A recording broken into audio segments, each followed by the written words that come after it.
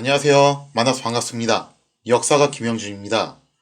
태종실록 제7부 태조 건원릉의 신화로 남다라는 주제를 가지고 오늘 여러분들과 함께 할까 합니다. 1408년 5월 14일 마침내 조선의 개국주인 태조가 74세를 일기로 세상을 떠나게 됩니다. 조선 왕조의 공식적인 입장은 이런 거였어요. 태조께서 병환이 깊어가지고 정종에게 양의를 했고 정종 또한 병환이 생겨서 태종에게 양의를 한 것이다. 그러니까 평화적으로 양의를 해가지고 이렇게 온 것이다 라고 주장을 하고 있다는 거죠. 하지만 알 사람 다 아는 이야기죠.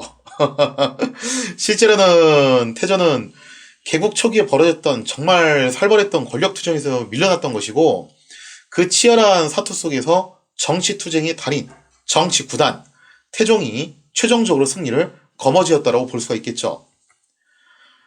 실제로 이제 나중에 건왕릉에 지석에 이제 이런 식으로 글을 쓰는데 뭐라고 써있는지 한번 사료를 통해서 살펴볼게요. 임금이 좌대연 2조를 건왕릉에 보내어 지석을 묻었는데 그 글은 이러하였다. 무인년 가을 9월에 병환이 있어 상왕에게 내선하였고, 자, 여기서 말하는 상황은 정종을 말하죠. 그래서 태조께서 병환이 있어가지고 상왕에게 물려줬다라는 거예요. 경신년 겨울 11월에 상황이 또한 병환이 있어 멀쩡했던 정정도 아프다고 이제 써놓은 거죠. 우리 전하에게 선의하자. 우리 태조께 존호를 올려 개운 신무 태상왕이라 하였다. 춘추는 74세이고 왕이 있은 지 7년이었다. 라고 이렇게 사료에서는 설명하고 있습니다. 하지만 알 사람 다 알다시피 이 사이에 1차 왕자의 난, 2차 왕자의 난, 조사기의 난 정말 평지풍파가 많이 있었어요. 아무튼 이러한 태조의 불우한 말년을 대변해주기라도 하듯이 야사에서는 태조의 왕릉을 정하는 것 또한 순탄하지 않았다라고 전하고 있어요. 태조는 자신이 사랑하던 신덕왕후 강씨 곁에 묻히고 싶었지만 이게 태종이 자기 계모했던 신덕왕후 강씨를 굉장히 미워했잖아요. 그러니까 이거를 허락할 리가 만무하다. 그래서 결국 태조는 아쉬운 대로 자신을 조상님들이 계신 동국면에 묻어달라고 요구를 하게 됩니다. 하지만 태종 입장에서는 이 또한 굉장히 곤란한 요구였어요. 부친의 왕릉이, 그것도 이 나라의 개국주의 왕릉이 그렇게 먼 곳에 있게 된다면은 그 왕릉 관리는 어떻게 할 것이며 거기까지 참배는 어떻게 할 거냐 이거죠. 거기다 나라의 위신은 뭐가 되냐 이거예요. 왜냐면 세상 사람들이 그렇게 수군될 거 아니에요? 가뜩이나 하몽차사의 그런 주옥 같은 전설들이 막 풍문으로 돌고 있는데 만약에 태조의 왕릉마저도 동국면에 건설을 하게 되면은 오죽 그렇게 자식 꼴이 보기 싫었으면은 죽어서도 저기에 묻힐까 그런 말이 안 나올 수가 없다라는 거예요. 그러나 그렇다고 해서 태종은 부친의 소원을 묵살할 수도 없었어요. 청개구리도 막판에 자기 어머니 소원을 들어줬다는데 아니 아무래도 자기가 그렇잖아요, 그죠? 부친과 치열한 정치투쟁을 벌인 끝에 왕이 됐기 때문에 그동안 아버지하고 굉장히 오랜 세월 동안 갈등을 일으켜오기도 했었고 이것 때문에 태종도 사람인 이상 약간의 부채의식도 있었을 거예요.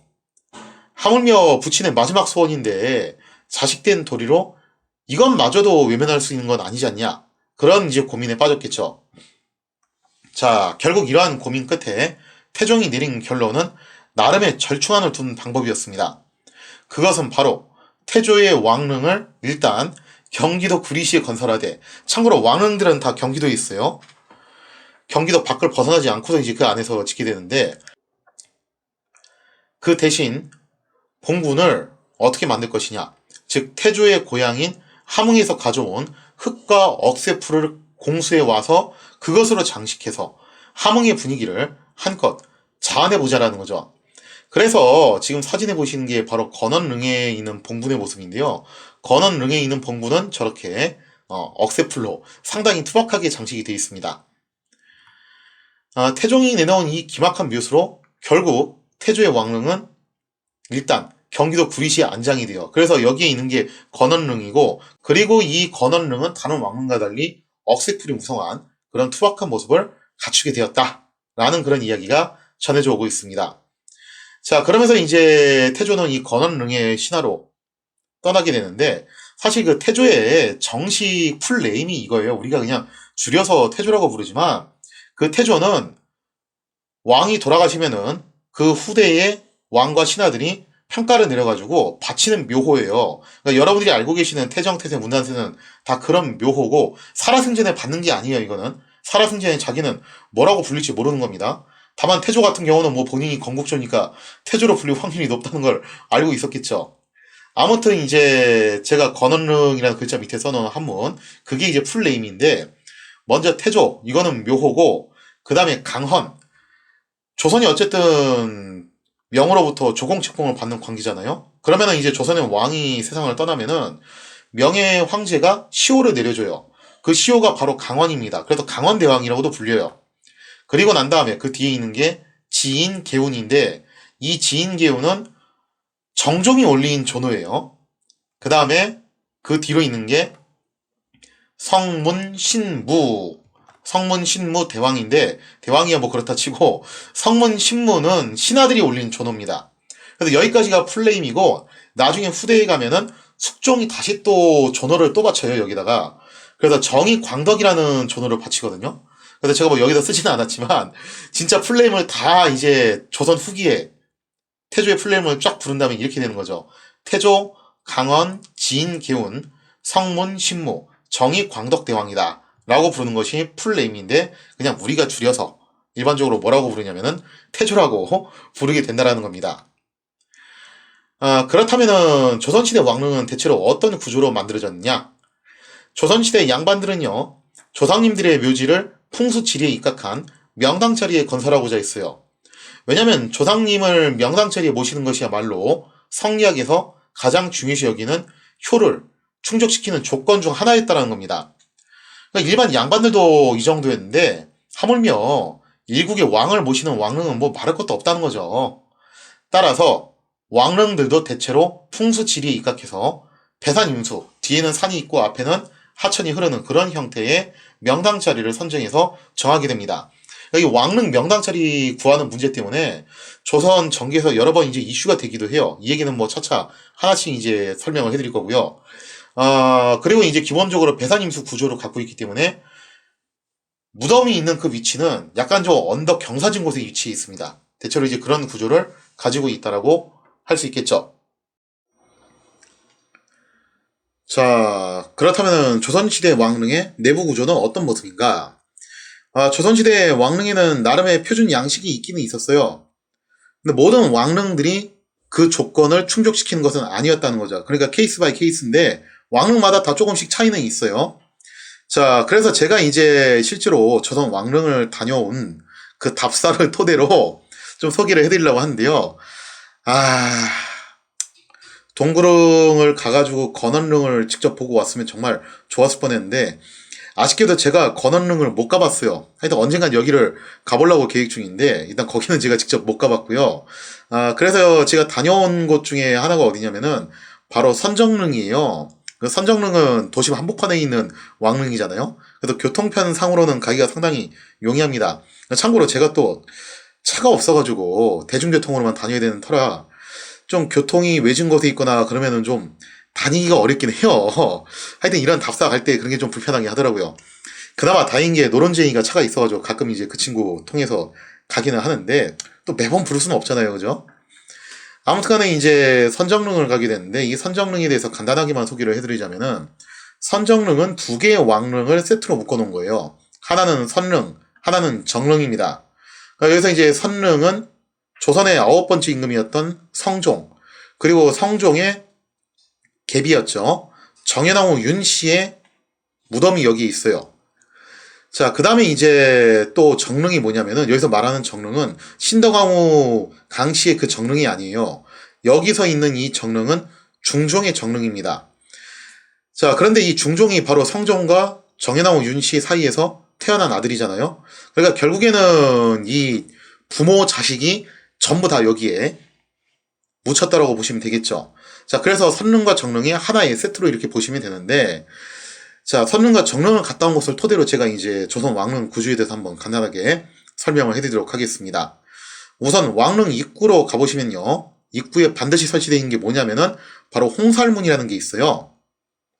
상당히 이제 크기가 큰데 문이라고는 하지만 문짝은 없고, 그리고 이게 생김새가 얼핏 보면은 일본 신사에서 쓰는 양식하고 상당히 유사해가지고 가끔 좀 이제 오해하시는 분들이 계시더라고요. 저거 일본식 스타일 아니냐? 절대 아니고 우리나라에서도 저런 전통적인 홍살문을 꽤 많이 씁니다. 일단 홍살문이 이제 왕릉 입구에 설치가 되어 있다고 보실 수 있고요. 이 홍살문이라는 것은요, 문자 그대로 붉은색 화살을 장식한 문이에요. 그러니까 붉은 홍자에다가 그 다음에 이제 화살할 때 살자를 쓰는데, 왜 하필 이제 붉은 화살이었냐? 동짓날 팥죽 먹는 거하고 상당히 유사합니다. 즉, 붉은색은 양기를 상징하고 그 양기를 통해서 음기를 밀어낸다. 즉, 악기나 애군을 밀어낸다는 의미가 있어요. 그리고 또 화살을 통해서 악기나 애군을 잠다라는 그런 의미도 있습니다. 어쨌거나 부정한 것을 쫓아내는 그런 역할을 하는 것이 바로 이 홍살문의 역할이라는 거죠. 그래서 왕릉의 입구에 들어가 있다고 보실 수 있겠습니다. 홍살문의 화살은요, 꼭 반드시 그런 것은 아니지만 대체로 9개를 설치하는 경우가 많아요. 그래서 제가 가서 세봤는데 정릉의 경우에는 9개가 맞아요. 근데 선릉은 또 9개가 아니더라고요. 하여튼 9개를 쓰는 경우가 많은데 왜 그러냐면은 숫자 9라는 게 그 한자를 좀 깊숙이 공부하신 분들은 아시겠지만 숫자 9가 단순히 9이라는 의미만 있는 게 아닙니다. 그게 어떤 의미도 있냐면은 많다라는 뜻도 갖고 있어요. 그러니까 숫자 3의 경우에는 거듭, 자주라는 의미가 있고 숫자 9에는 많다라는 의미가 있어요. 그래서 예를 들자면은 이런 기록이 종종 있어요. 특히 이제 전쟁을 기록할 때 3번 싸워서 3번 이겼다. 이게 3번을 싸웠다는 뜻일 수도 있겠지만 어떤 의미도 있냐면은 거듭, 자주 싸워서 이겼다는 의미일 수도 있어요. 또 예를 들자면은 사마천의 사기, 항우봉기 보면은 항우가 진해 군대하고 9번 싸워서 9번 이겼다라는 그런 기록이 나오거든요. 그게 이제 거럭대전 이야기인데, 근데 여기서 말하는 구전구승도 정말 9번 싸워서 9번 이겼다라기보다는 그만큼 많이 치열하게 싸워가지고 치열하게 승리를 했다. 크게 승리를 했다. 이런 의미가 될 수도 있다라는 거죠. 어쨌거나 이제 홍살문의 이 화살은 9개일 수도 있고 아닐 수도 있는데 9개를 설치하는 경우가 뭐 좀 표준이라고 볼 수가 있겠죠. 보통 임금들이 선왕의 응을 참배하러 오면요, 우선 이 홍살문 앞에서 멈춰 섭니다. 홍살문 바로 옆에는 지금 여기 사진에는 그게 없는데 판 위라는 돌이 있어요. 그래서 그 돌 위에 올라가서 일단 온매 무쇠를 가다듬면서 몸과 마음을 먼저 정결하게 한다는 거죠. 그렇게 해서 이제 정결하게 한 다음에 문 안으로 들어가는 겁니다. 왜 그 군대나 혹은 직장에서 상관한테 보고하러 갈 때, 그죠?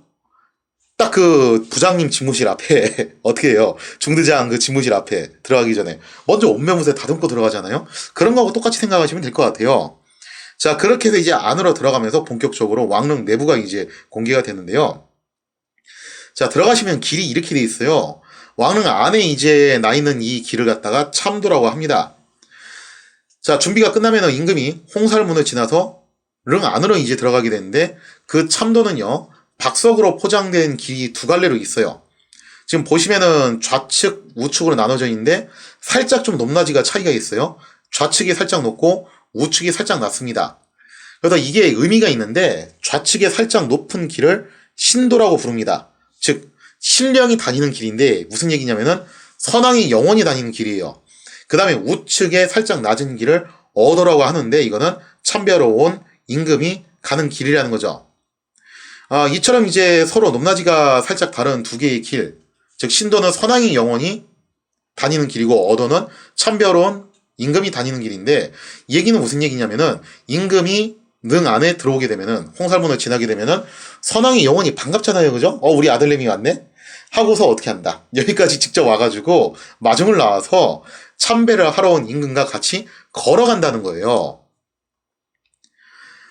그래서 임금은 우측의 낮은 길인 그 어도로 지나가게 되어 있습니다. 그리고 임금은 홍살문을 들어가는 순간 뭐 상징적인 의미이긴 하지만 선왕의 영혼과 같이 나란히 길을 걸어간다는 거죠. 그래서 여러분들이 혹시라도 이제 왕릉을 구경하러 기회가 생겼다 할 때 신도는 밟지 말고 어도를 이제 밟아서 가시기를 그렇게 권유를 드립니다. 몰랐을 때야 뭐 그럴 수도 있는데 배우고 나서는 이제 그렇게 하는 것이 뭔가 조금 더 이제 의미 있게 왕릉을 구경할 수 있는 길이 아닐까 개인적으로 생각을 해요. 자, 이렇게 참도를 따라서 홍살문 안으로 들어가다 보면은 좌우로 건물이 있어요. 자, 그 좌측에 있는 건물, 우측에 있는 건물 각기 이제 뭐냐라고 했을 때요. 먼저 이제 왕릉을 딱 들어갔을 때 우측에 있는 건물이 수복방이에요. 이 수복방은 뭐냐면은 왕릉이라는 것은요 굉장히 중요한 곳이기 때문에 항상 관리하는 상주 관리인이 있어요. 일명 이제 능참봉이라고 부르죠. 여기 이제 상주를 해야 되기 때문에 당연히 그 능참봉들이 머무는 수복방이라는 것이 존재를 합니다. 자, 따라서 관리인이 거주하는 수복방이 참도 우측에 존재하고요. 그리고 참도의 좌측에는 제사가 있을 거 아니에요. 그죠? 왕릉에서. 그때 제사 때 음식을 장만을 하는 수락관이 또 위치해 있다는 거죠. 그래서 수복방과 수락관이 서로 마주보고서 좌우로 늘어서 있다라고 볼 수가 있고요. 그 다음에 이 참도의 끄트머리쯤 가면은 이것도 이제 우측에 위치해 있는데 선왕의 일대기를 새겨놓은 신도비가 있어요. 그래서 뭐 아주 장황하게 서 있지는 않고 간단하게 그냥 뭐 언제 태어나셔서 언제 즉위하셨고 언제 어떤 일을 하셨고 언제 뭐 승하하셨다 그런 내용들은 이제 적은 신도비가 있습니다. 그리고 그 신도비를 보호할 목적으로 만든 건물인 비각이라는 것이 있다라는 거죠. 자, 그리고 지금 이제 보시는 사진이 바로 그 비각이고 그 안에 들어가 있는 게 신도비인데 또 비각 근처에는 왕릉을 수호하는 산신께 제사를 지내기 위한 산신석도 존재를 해요. 왜냐면은 이 왕릉이라는 것이 배산임수 구조잖아요. 그러다 보니까 필연적으로 근처에 야트막한 야산이 있어요. 그 야산에 있는 산신에게 제사를 지내는 산신석도 존재를 한다라고 볼 수가 있겠죠. 자, 홍설문 안쪽으로 들어가면은 이게 홍설문에서도 보이는데 바로 정면에 위치한 것이 정자각이에요. 이 정자각은 선왕께 제사를 지내는 곳으로 건물의 모양새가 갑을 병정할 때 그 정자 있죠, 그죠? 그 정자와 유사한 모양이라고 해가지고 정자각이라는 이름이 붙었습니다. 참도는 이 정자각까지 연결이 되어 있는데 그 정자각으로 올라가는 길도 계단이 두 개예요. 하나는 이제 난간이 있는 거고 하나는 난간이 없는 건데 난간이 있는 게 신계고 난간이 없는 쪽이 어계입니다. 즉 신계는 선왕이 영원히 올라가는 길이고 어계는 지금 이 능을 참배하러 온 임금이 올라가는 길이라는 거죠. 이렇게 신계와 어계로 나뉘게 된다. 그러면 이제 올라갈 때 당연히 어계로 올라가겠죠, 우리도. 자, 그렇게 해서 정자각 안으로 이제 들어가서 제사를 지내는데 재밌는 거는요. 제사가 끝난 다음에 정자각을 내려오는 계단이 하나밖에 없다는 거예요. 난간이 없는 어계밖에 없어요. 신계가 없습니다. 내려오는 길은. 그래서 정자각 구조가 우측으로 올라가서 좌측으로 내려오는 구조로 되어 있는데 왜냐면은 제사가 끝나면 선왕의 영혼은 바로 무덤으로 뿅 하고 돌아가시기 때문에 내려올 때는 누구만 내려온다. 그죠? 참배하러 온 임금만 내려오면 된다. 그래서 어계만 있고 신계는 없는 상황이죠. 자, 어계를 따라서 내려오면은 바로 이제 위치에 있는 게 뭐냐면은 지금 사진에서 보시는 것처럼 참도 좌측에 위치해 있습니다.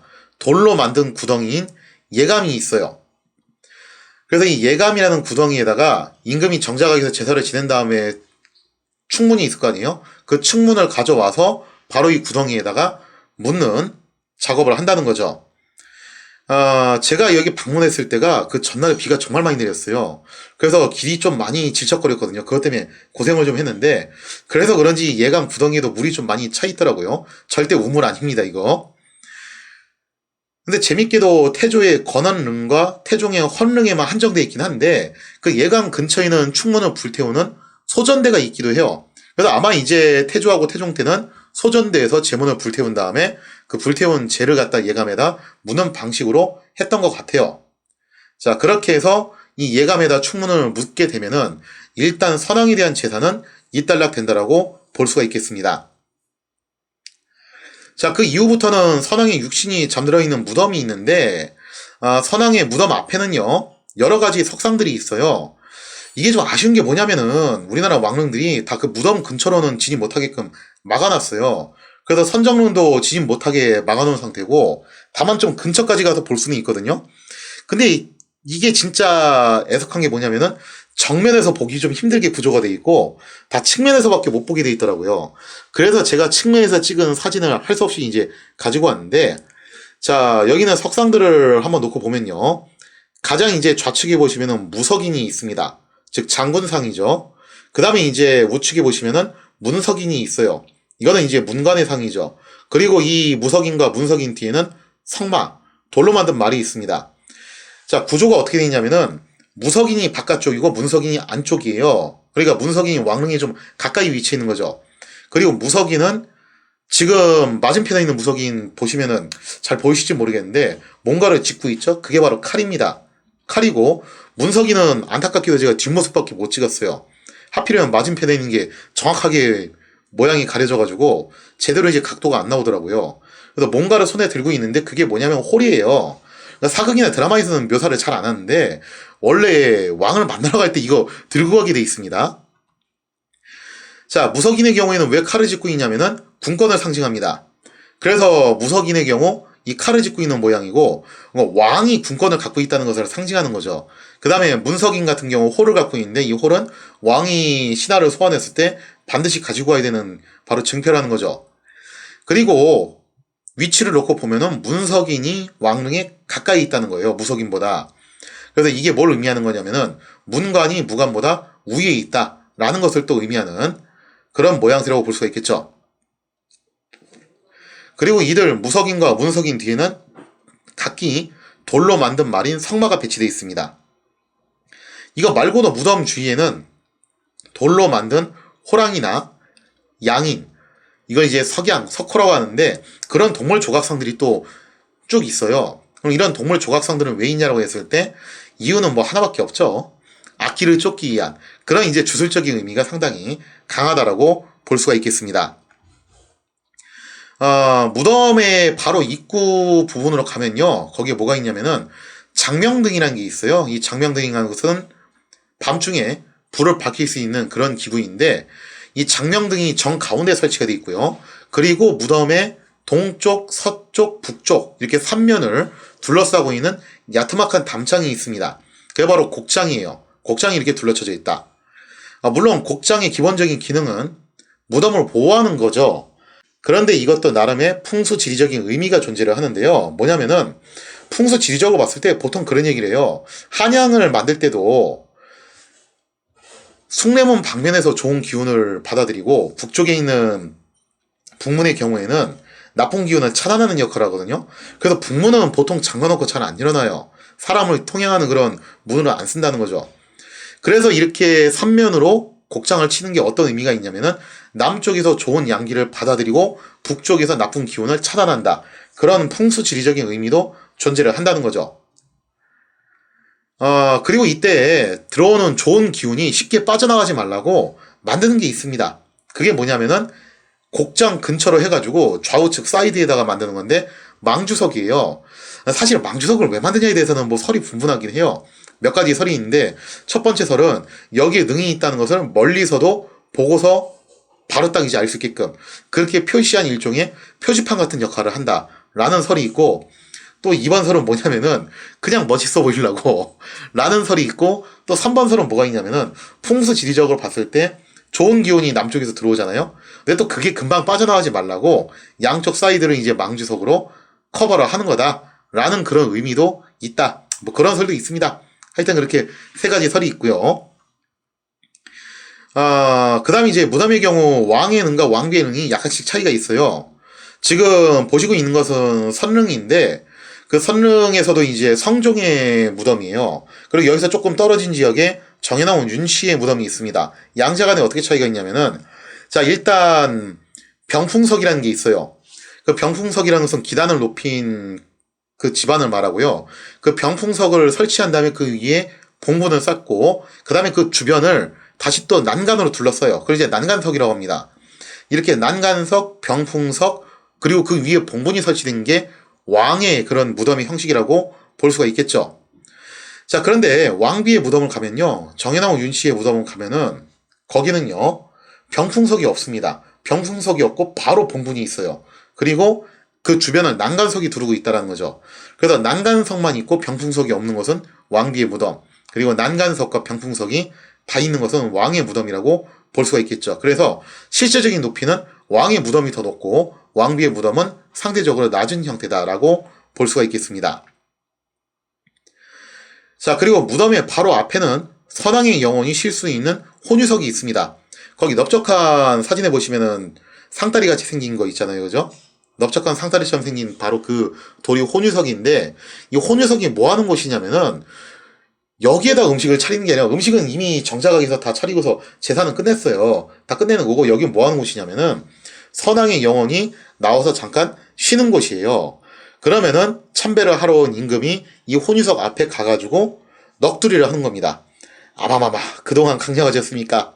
세자가 말을 안 듣네요. 이거 어떻게 할까요? 하면서 그 넋두리 하는 곳이 바로 여기라는 거죠.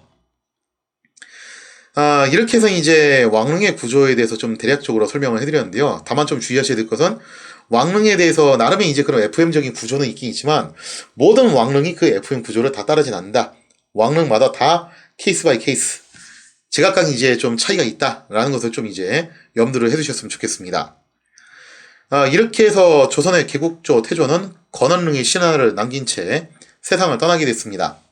비록 사랑하는 부인 신덕왕후 강씨 곁에 묻히지는 못했고, 고향인 동국면에 묻히지도 못했어요. 하지만 그래도 태종이 나름 이제 기지를 발휘해서 함흥의 흑과 억새풀로 인해서 태조의 영혼은 나름의 위안을 얻었을 거라 예상이 되는 부분이죠. 다른 왕릉들과 달리 건원릉은 억새풀로 굉장히 투박하게 치장이 되어 있습니다. 그래서 이게 어떻게 보면은 일개 시골 무장 출신으로 몸을 일으켜서 그래도 일국의 개국조가 되었던 태조의 일생을 잘 표현해주는 모습이 아닐까, 그런 생각이 들어요. 돌이켜 생각해보면은 태조의 인생에서 왕이었던 시간이 길었겠어요? 아니면은 장군이었던 시간이 길었겠어요? 그런 장군이었던 시간이 길었던 태조의 인생을 보여주듯이 건원릉의 이런 투박한 모습은 어쩌면은 태조의 일생을 잘 표현해주는 그런 모습이 아닐까라는 생각이 듭니다. 자, 이렇게 해서 태조가 세상을 떠나자 태종 슬슬 그런 생각을 합니다. 그동안 아버지 눈치 보느라고 못했던 게 있었는데 한 가지 하고 싶었던 게 있었죠. 그게 뭐였냐? 거기에 대한 이야기는 다음 시간에 이어서 계속하도록 하겠습니다.